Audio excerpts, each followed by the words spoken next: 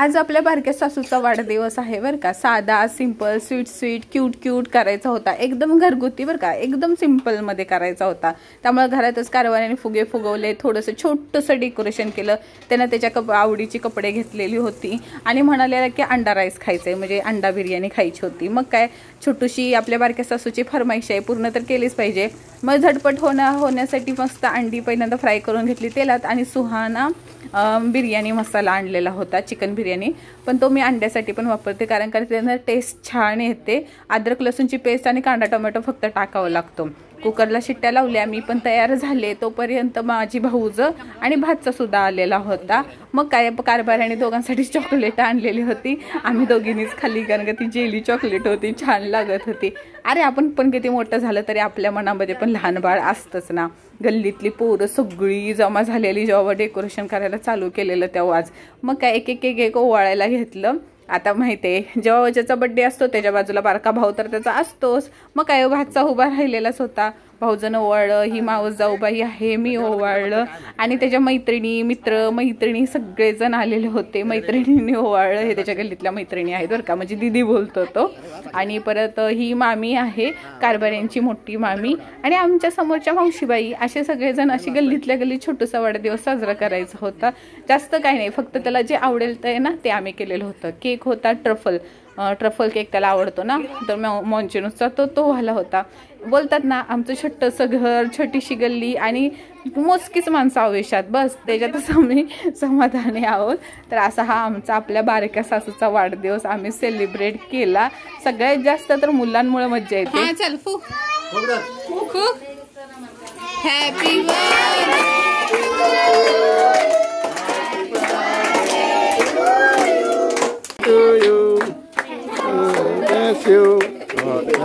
Bless you. Happy birthday, dear Dakshu. Happy birthday.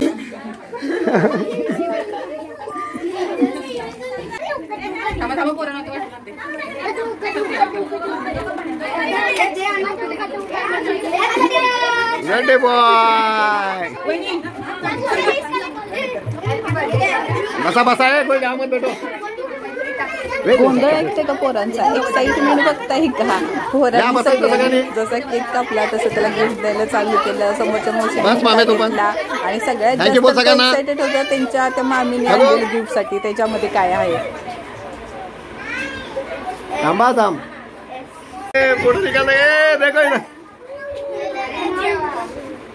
अभी photo निकाल रहा हूँ, इधर देखो सब लोग, चलो बाय। ही आपल्या बारक्या सासूची म्हणजे दक्षची आपल्या गँग आहे, जेमतेम सगळे त्याच्याच वयाचे आहे, 1-2 वर्षानं मोठं बारकं असे आमच्या गल्लीमध्ये। विचार करताय का तुम्ही, गल्लीमध्ये जे 20 ते 22 पोरं जर असतील आमच्या गल्लीमध्ये। सगळ्यात पहिल्यांदा गडबड म्हटलं पोरांना केक कापून द्यावा, नाहीतर घरात मध्ये नाचून बेडवरती नाचून सगळ्या सत्यानाश केलेला, जिकडे तिकडे चिप्स आणलेले होते, एकमेकाला धडकत होते, फुगं फोडून टाकलेली। म्हटलं पहिल्यांदा पोरांना आवरा, केक खायला दिलं म्हणजे जरा शांत होतील। केक खायला दिला, सगळं घर शांत झालं आणि ह्याचं चालू झालेलं की गिफ्ट खोलायचंय। तो वैतागलेला का, कारण का सगळे चॉकलेटच आलेली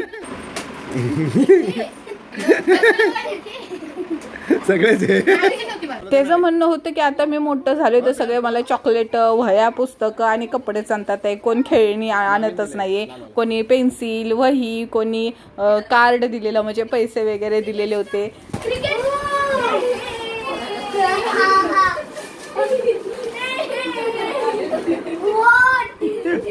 त्याच्या गिफ्टमध्ये त्याला एकच खेळणं भेटलं, ते पण क्रिकेट किट होता, त्यामुळे तो जास्त खुश झालेला होता। ते दोघं पण खुश झालेले। मग काय म्हणलं जाऊ दे, आलंय तर तू खेळून टाक, बोलत होता आत्ताच्या आत्ता फोडतो। म्हणलं अरे अगोदर सगळे गिफ्ट खोल, जेवूया वगैरे, अंधार झालाय, उद्या खेळूया।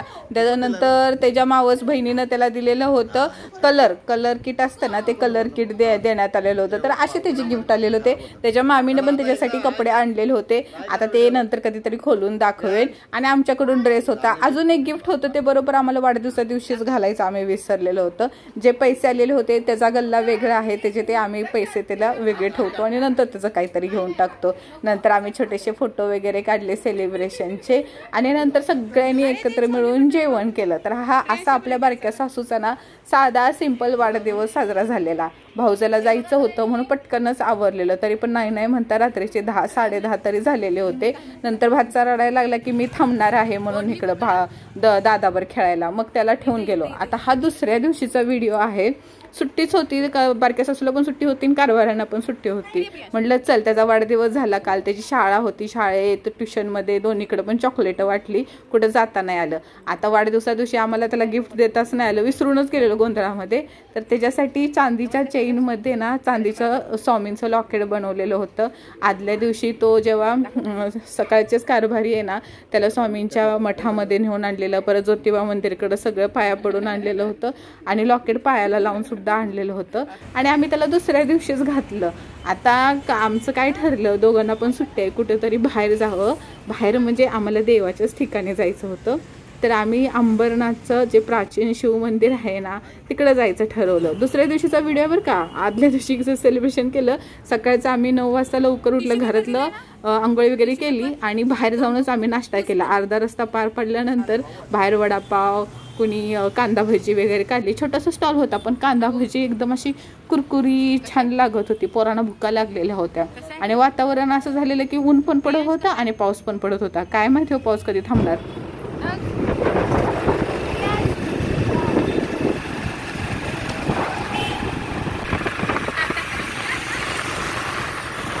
मुलं होती सोबत म्हणून हळूहळू गाडी चाललेली होती आणि सगळ्यात जास्त वैतागतं ट्रॉफिकमध्ये आम्ही अडकलेलो होतो. बाईकवरनं जायचं ठरवलं. ट्रेनचा प्रवास आम्हाला जास्त आवडतच नाही म्हणून आम्ही बाईकवरनं ठाणा तो अंबरनाथ गेलेलो होतो. किती वाजता आम्ही पोहोचलो, काहीतरी 1-1.5 तासातच पोहोचलो. फक्त ट्रॉफिकमुळे उशीर झाला आणि तिथं गेलो ना बरोबर आभाळ आलेलं, त्यामुळे असलं छान वाटलं ना.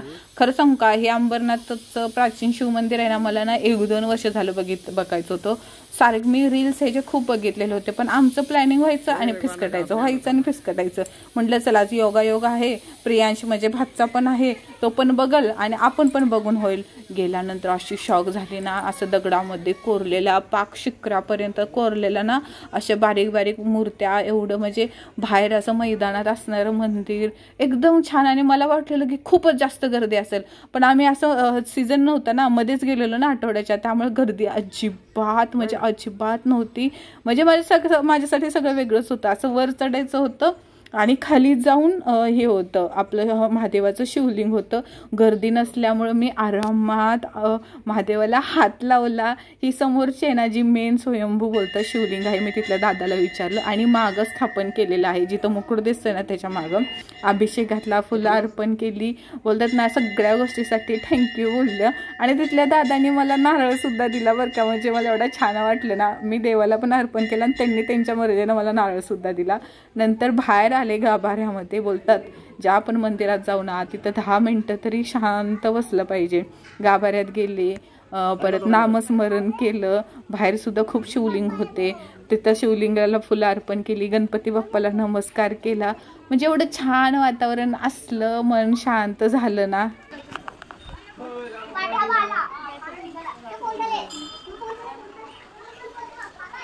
आणि एवढे सुंदर सुंदर फोटो आले ना. हाच तो ड्रेस जो मला दिवाळी पाडव्याला कारभाऱ्यांनी घेतलेला होता, तोच ड्रेस मी बड्डेला म्हणजे आणि आत्ता घातला. त्याच्या बाजूलाच ना अंबिका म्हणजे देवीचं, दुर्गा देवीचं मंदिर आहे.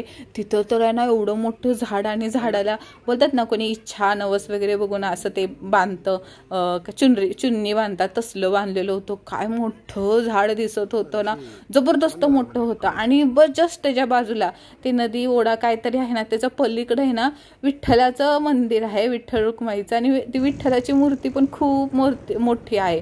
म्हणजे आम्ही पोहोचलो पण आमचं दर्शन पण झालं 3-3:30 वाजता आणि आम्हाला एवढी भूक लागलेली. आम्ही बाहेर आलो, म्हटलं आता ह्याचा बड्डे आहे, कालपासून ह्याचंच चाललेलं आहे, तुझ्याच आवडीचं काहीतरी मागव. पहिल्यांदा बोला मसाला पापड पाहिजे, मसाला पापड मागवला. नंतर बोला रोटी पाहिजे आणि paneer chilli first time try केली. एवढी छान लागली ना, पोराने तर बोलतात ना हाताची बोटं चाटून पुसून पनीर चिल्ली. आणि भूक लागलेली त्यामुळे तुटून पडलेले. तसं तर काय ना काय तर खातच होते, वडापाव भजी बिजी, त्यात काय चॉकलेट बिकलेट चाललेलंच होतं, पण तो असे तुटून पडले ना. आणि त्याच्यानंतर डाळ तडका राईस असतो ना तो मागवला. तर हा आपल्या बारक्या सासूचा असा छानसा वाढदिवस साजरा झाला आणि आमचं देवदर्शन सुद्धा झालं. बाय.